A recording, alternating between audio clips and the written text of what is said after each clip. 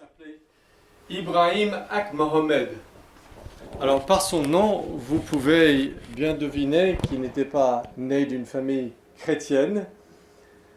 Cet homme est né au Mali et donc en ce moment, il est un des pasteurs de l'église de Charles Spurgeon à Londres.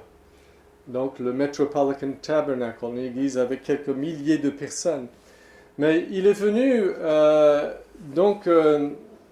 passer quelques jours ici, un musulman converti, un pasteur expérimenté depuis des années au Mali à l'époque. Et j'ai dit, Ibrahim, comment est-ce que tu t'es converti?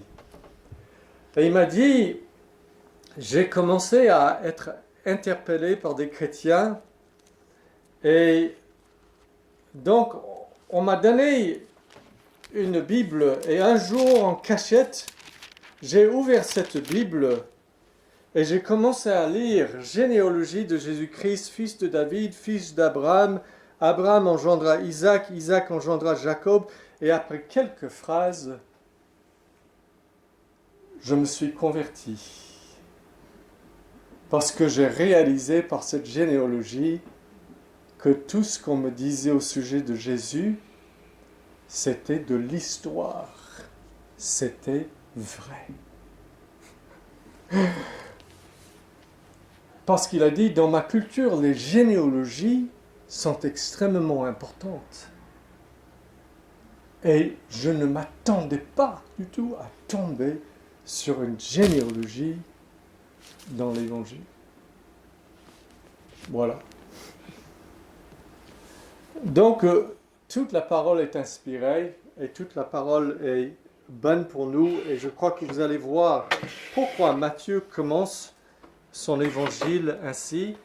Nous commençons aujourd'hui donc une série d'enseignements sur l'évangile de Matthieu. Ouais. Oui, vous pouvez aller dans l'école de dimanche. Pardon. Pour Joseph, voilà.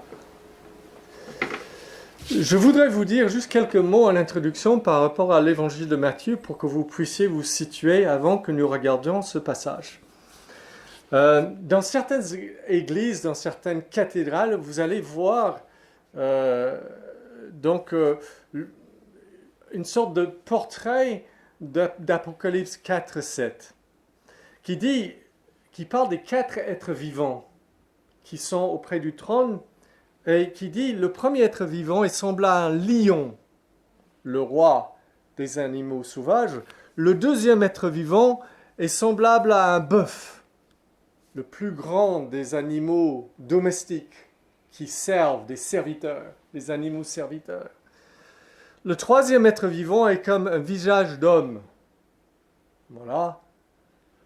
Et le quatrième être vivant est semblable à un aigle, le roi des oiseaux, en plein vol. Et pourquoi est-ce que les cathédrales aiment avoir ce portrait? Parce que les chrétiens, traditionnellement, ont vu ces 4 êtres vivants comme une représentation des 4 évangiles. Chaque évangile, Matthieu, Marc, Luc et Jean, regarde le Sauveur d'un point de vue un peu différent. Et Matthieu le regarde comme le roi Messie.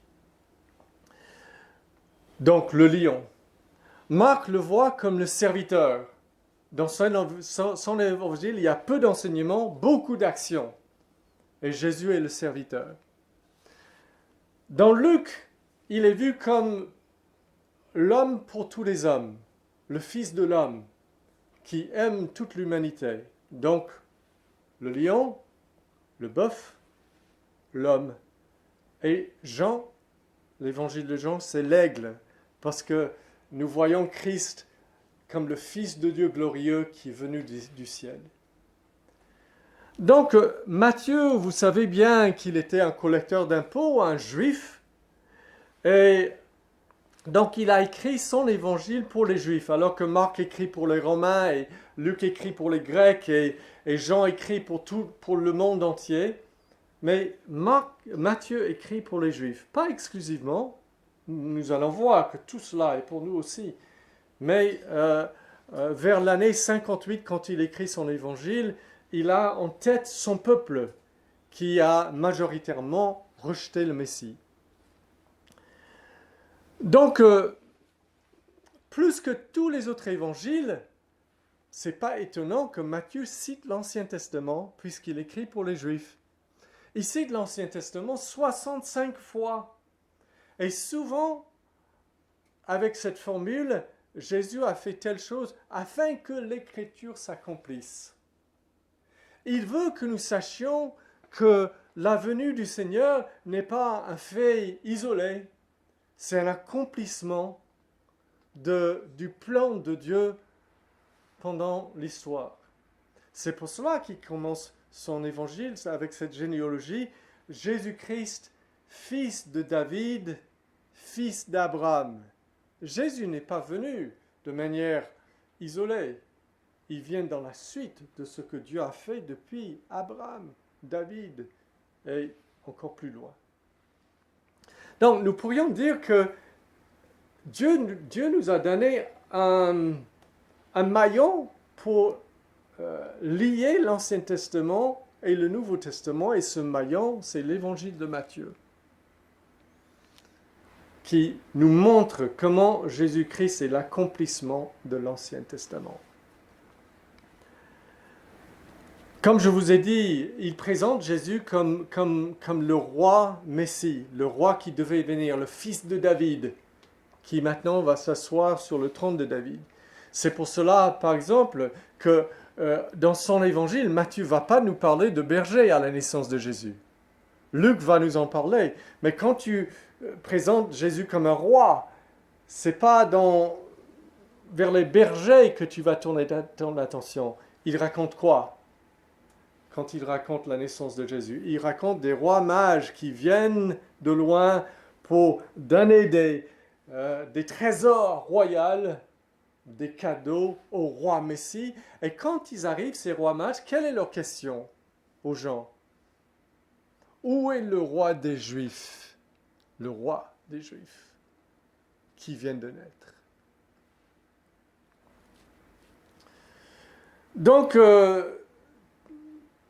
Matthieu veut que nous comprenions que toute la promesse de l'Ancien Testament, tout l'élan de l'Ancien Testament et l'œuvre de Dieu pour nous culmine dans la venue de Jésus de Nazareth, qui est le roi Messie attendu.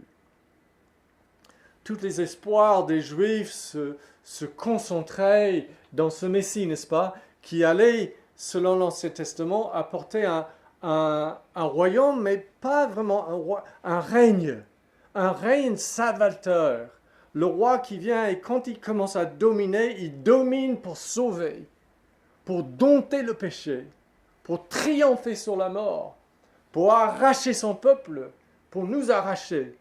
C'est cette sorte de roi et cette sorte de royaume de salut que l'Ancien Testament nous annonce. Écoutez, par exemple, le psaume 72 qui dit au sujet de ce roi Messie qui devait venir, et je lis ces 4 versets pour que vous ayez un peu la pensée d'un juif quand il commence à lire l'évangile de Matthieu, avec toute cette attente. Il, le roi Messie, il dominera d'une mer à l'autre et du fleuve aux extrémités de la terre. Devant lui, les habitants du désert fléchiront le genou. Tous les rois se prosterneront devant lui, toutes les nations le serviront.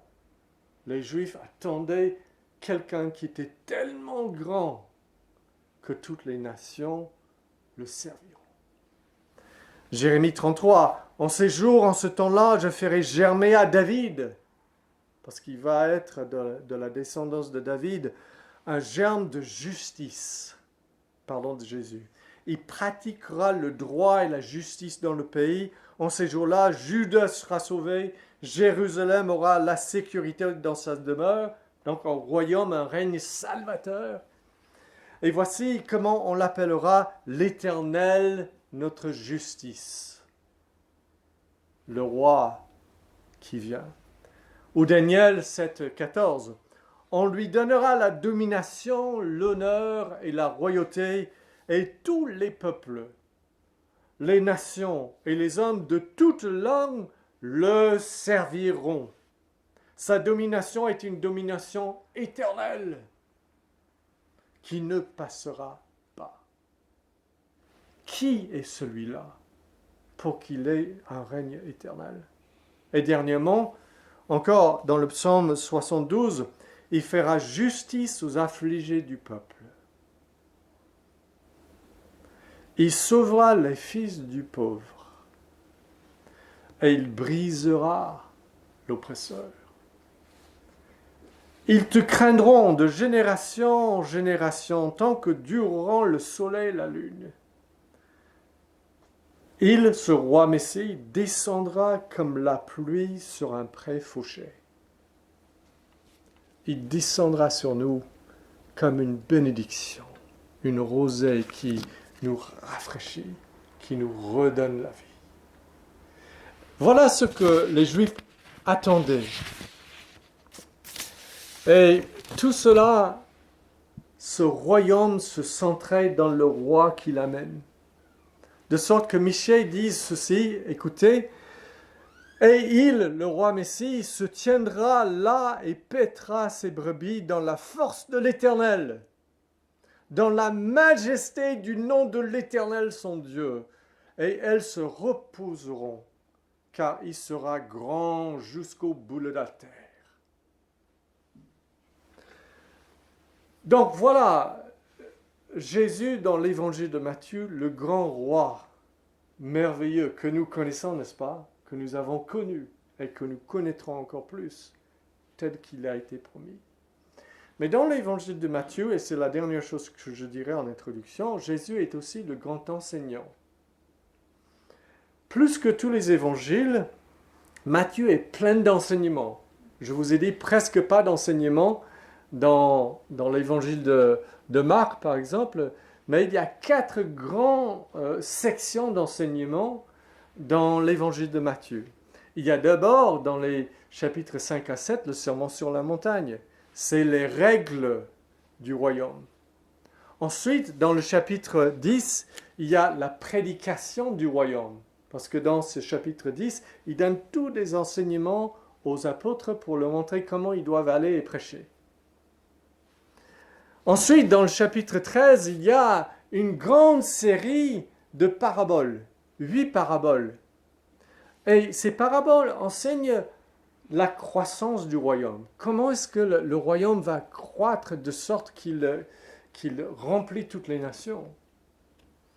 Et ensuite, dans le chapitre 18, nous avons un enseignement de Jésus sur la communion ou les relations dans le royaume. Et là, il est question de pardon si ton frère a péché contre toi. Il est question de discipline ecclésiastique. Il est question de ne pas être comme le serviteur impitoyable qui ne pardonne pas. Et finalement, dans les chapitres 24 à 27, il y a l'accomplissement final du royaume. Jésus nous enseigne sur la chute de Jérusalem, les nations, les tremblements de terre, et le retour final de Jésus à la fin du monde. Donc, tout comme l'Ancien Testament avait 5 livres pour enseigner le fondement de la religion mosaïque, Matthieu nous donne 5 enseignements de Jésus qui nous en donnent le fondement de la vie chrétienne. Et maintenant, nous nous tournons vers la généalogie. Et j'ai essentiellement 2 choses à vous dire. La première chose, c'est que cette généalogie nous montre que Dieu a œuvré sur une grande échelle pour nous sauver tout au long de l'histoire. Vous avez remarqué que Pierre a fini sa lecture avec ce verset 17 qui dit ceci. Regardez le verset 17. Il y a donc en tout 14 générations depuis Abraham jusqu'à David, 14 générations depuis David jusqu'à la déportation de Babylone, et 14 générations depuis la déportation de Babylone jusqu'au Christ. Matthieu est en train de nous mettre en garde qu'il y a 3 grands événements qui donnent le cadre du plan de Dieu pendant l'histoire. Abraham, David, l'exil. Ce sont des moments clés et il dit qu'il y a 14 générations entre chaque. Il n'est pas en train de parler de manière strictement chronologique parce qu'il a enlevé quelques rois de la généalogie pour arriver à 14 exactement. Nous ne comprenons pas pourquoi il fait comme cela. C'est peut-être parce que certains des rois ont régné pendant juste quelques mois ou 2 ou 3 ans, de sorte que ce n'est pas vraiment une génération. Donc il enlève quelques-uns pour arriver à 14 générations.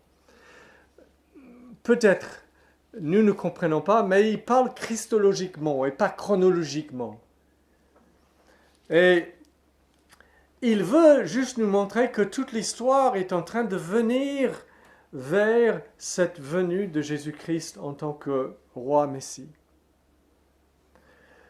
Cet évangile donc n'est pas au sujet de nous et notre vie de disciples en premier, c'est au sujet du point culminant de l'histoire, Jésus, sa vie, sa mort, sa résurrection, sa montée au ciel et son retour. C'est ça qui nous intéresse le plus. Maintenant, je voudrais juste vous montrer rapidement pourquoi Abraham, David et l'exil. Et quel est le lien de Jésus avec ces 3 choses?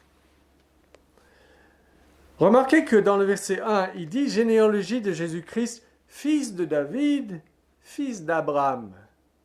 Qui vient en premier dans l'histoire? David ou Abraham? Abraham. Il inverse. Pourquoi? Parce qu'il s'intéresse plus au fait que Jésus soit le fils de David, donc le roi Messie. Seulement en deuxième lieu, il s'intéresse au fait qu'il est le descendant d'Abraham. Mais nous allons commencer avec Abraham parce que c'est la première partie. Notre Sauveur vient d'où? Il vient de la promesse faite à Abraham que Dieu allait justifier les pécheurs par pure grâce, par la foi dans le Messie qui vient. Le premier grand mouvement dans l'histoire du plan de Dieu, du plan salvateur de Dieu, c'est quand il vient vers Abraham. Et il lui dit ceci en Genèse 12. « Toutes les familles de la terre seront bénies en toi. » Ça nous pose 2 questions. Comment est-ce que tout le monde peut être béni en Abraham? Et deuxièmement, qu'est-ce que ça veut dire béni? Pour la première question, Paul nous explique, parce qu'il cite ce verset de Genèse en Galates 3. Écoutez ceci. « L'Écriture prévoyant que Dieu justifierait les païens, les non-juifs, comme les juifs, par la foi, a d'avance annoncé cet évangile, cette bonne nouvelle à Abraham, toutes les nations seront bénies en toi. » Cette phrase, toutes les nations seront bénies en toi, c'est une phrase au sujet de la justification. La bénédiction, ce n'est pas juste que Dieu m'a béni avec la bonne santé ou quelque chose, c'est que Dieu annonce à Abraham, je vais bénir les hommes et femmes de toutes les nations avec la justification, c'est-à-dire je vais les remettre complètement en règle avec moi. Ils n'auront plus de culpabilité. Plus de péché devant ma face. Ils seront dans ma faveur pour l'éternité. C'est ma promesse à toi, Abraham. Mais pourquoi toi, Abraham? Plus tard dans Genèse, il dit ceci dans le chapitre 22, « Toutes les nations de la terre seront bénies en ta descendance ou ton descendant. » Ah, je comprends. C'est pas vraiment toi, Abraham, c'est celui qui descend de toi. Il va venir dans l'histoire un descendant d'Abraham qui va être tellement magnifique, tellement puissant, tellement juste, tellement glorieux, que lui, il peut mettre des âmes de toute nation sur le pardon et la bénédiction et la faveur de Dieu. Lui seul, par ce qu'il fera. Parce qu'il est un grand roi. Donc, nous voyons pourquoi il dit Jésus-Christ, fils de David, fils d'Abraham, et pourquoi il commence avec les 14 générations qui découlent d'Abraham. Parce que Jésus, c'est le descendant d'Abraham qui amène la bénédiction de la justification, du pardon. Et maintenant, David. D'où vient votre sauveur? Il vient de la promesse faite par Dieu à David, qu'un descendant de David triompherait sur le péché et la mort en tant que roi victorieux de Dieu. Écoutez ceci. Les Juifs attendaient ce descendant de David. Il allait être très spécial en tant que roi. Et je vous assure, chers amis, ce dont vous avez besoin de plus, c'est d'un roi. Un roi qui peut régner et vous mettre sous l'emprise de sa justice et de sa grâce. Et vous enlever de l'emprise de votre péché et de votre culpabilité. Il faut de la puissance et il faut de la justice. Et voilà ce que les Juifs attendaient. Ézéchiel 37. Mon serviteur David, quand il écrit ça, Ézéchiel, David est déjà mort. Mais il parle de David, un David qui va venir. Ce n'est pas le roi David, ce n'est pas à prendre littéralement, ça parle de Jésus. Mon serviteur David sera leur roi, et ils auront tous un seul berger. Jésus. Ils suivront mes ordonnances, ils observeront mes prescriptions et les mettront en pratique. Ils habiteront le pays que j'ai donné à mon serviteur Jacob et qu'ont habité vos pères. Ils y habiteront, eux, leurs fils et les fils de leurs fils, à perpétuité, et mon serviteur David sera leur prince pour toujours. Qui va habiter dans ce pays à perpétuité? Nous. L'Apocalypse dit, j'ai vu la ville sainte Jérusalem descendre du ciel. Nous allons habiter dans la nouvelle Jérusalem, dans la nouvelle Canaan. Et ce David sera notre prince pour toujours. Ésaïe 55. Prêtez l'oreille et venez à moi, écoutez et que votre âme vive. Et je vous accorde une alliance éternelle, les grâces permanentes de David. Les grâces permanentes de David. Quelle grâce permanente Dieu a-t-il promis à David? Il a dit à David, je vais mettre un de tes descendants sur un trône pour toujours. Ce descendant va régner éternellement. Comment est-ce possible? Les hommes meurent. Celui-là va vaincre la mort. Et c'est pour ça qu'il va pouvoir régner pour toujours sur le peuple, pour les sauver pour toujours. Ça, c'est les grâces permanentes de David. Et donc, dans les Actes, en prêchant un sermon, un des apôtres cite cela et il dit ceci. Et qu'il est ressuscité d'entre les morts, que Dieu le Père ait ressuscité Jésus des morts, de telle sorte qu'il ne retournera plus à la corruption. Il a dit ainsi, je vous donnerai les choses saintes de David qui sont certaines. Donc, voilà pourquoi la généalogie est là. Jésus est le fils d'Abraham et le fils de David. C'est le descendant, le roi, qui vainc enfin la mort. Et je vous assure, c'est ce dont vous avez le plus besoin. J'y pense beaucoup en ce moment, parce que la mort s'approche de nous parfois un peu plus. Quand certaines choses nous arrivent dans la vie, n'est-ce pas? Et nous pouvons parfois savoir que la mort n'est peut-être pas loin. Je suis la résurrection et la vie. en vérité, je vous le dis, celui qui croit en moi vivra, même s'il meurt. Voilà ce dont nous avons le plus besoin. Mais pour ça, il faut un grand roi. Roi sur la mort. Roi qui met son pied sur la nuque de la mort. Et c'est lui notre sauveur. C'est réel. Troisièmement, l'exil. Ok, je comprends pourquoi il dit que Jésus est venu d'Abraham, de cette promesse abrahamique.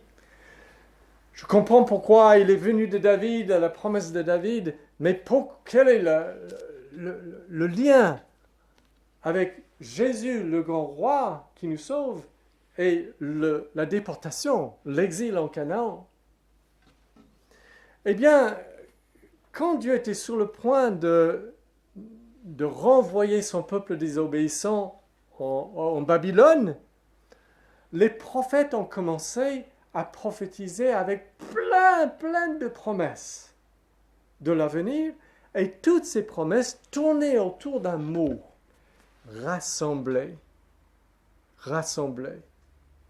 Écoutez, je pourrais vous donner des dizaines comme ça dans tous les prophètes, mais je vous donne juste un petit échantillon. Isaïe 11. Il rassemblera les bannis d'Israël, de Babylone, de la déportation, de l'exil. Il recueillera les dispersés de Juda des quatre coins de la terre. Ésaïe 24. En ce jour-là, l'Éternel secourra les arbres depuis le cours du fleuve jusqu'au torrent d'Égypte, et vous serez ramassés un à un, fils d'Israël, ramassés de la déportation, ramenés vers Dieu. Ésaïe 43. Sois sans crainte, car je suis avec vous. Je ramènerai de l'Orient ta descendance et je te rassemblerai de l'Occident. Ésaïe 56. Oracle du Seigneur l'Éternel, lui qui rassemble. Notre Dieu est un Dieu qui rassemble. Dans un sens, c'est toute l'histoire biblique. Depuis la tour de Babel, où le péché nous disperse, Dieu nous annonce une seule chose: je vais vous rassembler, mes élus. Je vais vous recueillir, je vais vous ramener. Donc, lui qui rassemble les bannis d'Israël, j'en rassemblerai d'autres avec les siens déjà rassemblés. Je rassemblerai d'autres? C'est pas simplement les Juifs. Non, c'est pas simplement les Juifs, parce que Isaïe 66 dit: moi, je connais leurs œuvres et leurs pensées. Le temps est venu de rassembler toutes les nations et toutes les langues. Elles viendront et verront ma gloire.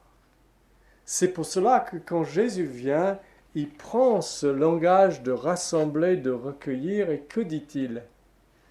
Il dit qu'il est le bon berger, et il dit: j'ai encore d'autres brebis qui ne sont pas de cette bergerie juive. Celles-ci, les non-juifs, il faut aussi que je les ramène. Elles entendront ma voix, il y aura un seul troupeau. Tenez bien, un seul troupeau, pas deux peuples de Dieu, un. Un seul troupeau, un seul berger. Si vous allez être justifiés et bénis sous la faveur de Dieu, comme Abraham a reçu la promesse, il vous faut Jésus le Messie roi. Si vous allez vivre après la mort, il vous faut le fils de David qui vaincre la mort. Si vous allez être ramenés, rassemblés, il faut que ce soit le bon berger qui vous ramène. Est-ce qu'il a fait pour vous? La dernière chose à dire de cette généalogie, et ça va être rapide, concerne les femmes. Vous les avez remarquées? Normalement, il n'y a pas de femmes dans les généalogies. Mais ici, Matthieu en a mis 4. Toutes les 4 sont non-juives. Parce que Matthieu veut nous dire: Jésus est le Sauveur du monde entier. Tenez bien les amis chrétiens. Jésus-Christ, quand il est devenu homme, avait du sang non juif dans ses veines. C'est formidable, n'est-ce pas? Il est attaché à nous tous. Mais il y a autre chose à savoir quant à ces 4 femmes. 3 des 4 étaient impliquées dans des péchés sexuels graves. Pensez à...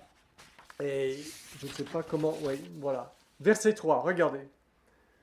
Verset 3, on nous parle de Judas engendra de Tamar Péretz. Il aurait pu dire Judas engendra Péretz.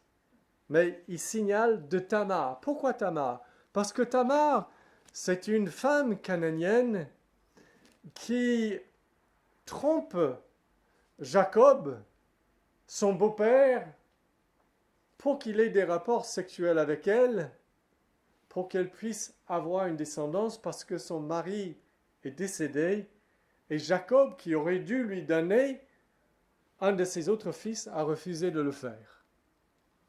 Mais Tamar n'avait pas raison de faire comme cela. Mais Tamar est l'ancêtre du Sauveur. Ensuite, il y a Rahab, verset 5. Nous lisons dans ce verset, Salma engendra Bouz de Rahab. Il précise, Rahab, Rahab la prostituée, la femme cananéenne, qui n'est pas restée prostituée, mais qui l'était. Et le sang de Rahab coule dans les veines de notre Sauveur. Ensuite, il y a Ruth la Moabite, qui n'a pas été immorale, mais qui était quand même une Moabite, d'un peuple un peu maudit quand même, dans l'histoire des Juifs. Et puis nous avons Bathsheba, dans le verset 6. Le roi David, il dit pas David, il dit pour tous les autres juste le nom, bien que beaucoup d'entre eux sont des rois.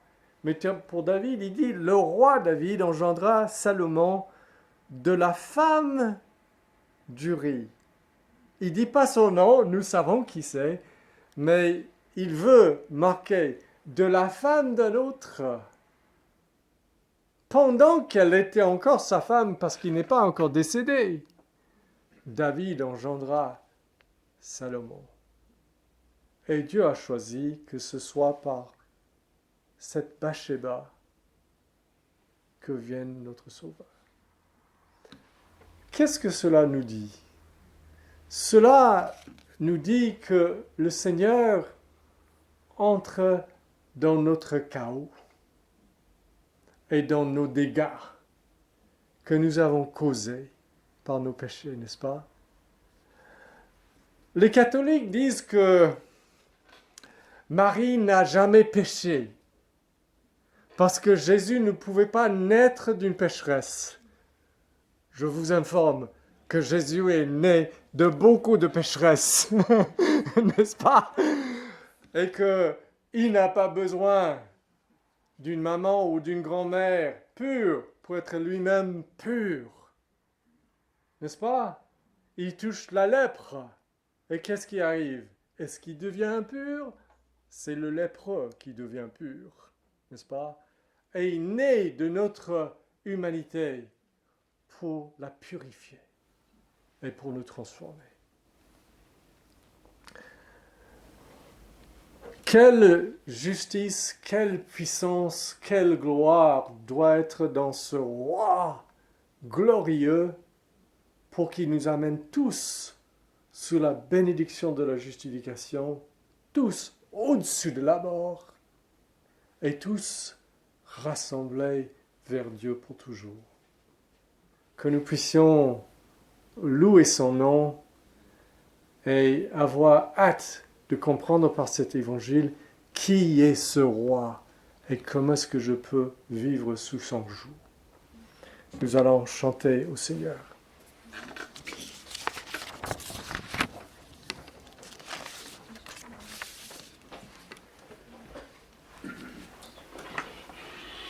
Dieu de grâce. Et nous allons chanter à une autre mélodie que celle dans le recueil, mais vous connaissez cette mélodie. Tu peux jouer la mélodie une fois, s'il te plaît, Vicky?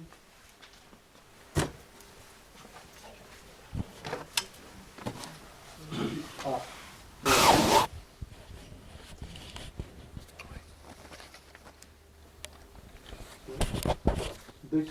Dès que ça vient sur l'écran, on va avancer. Hein.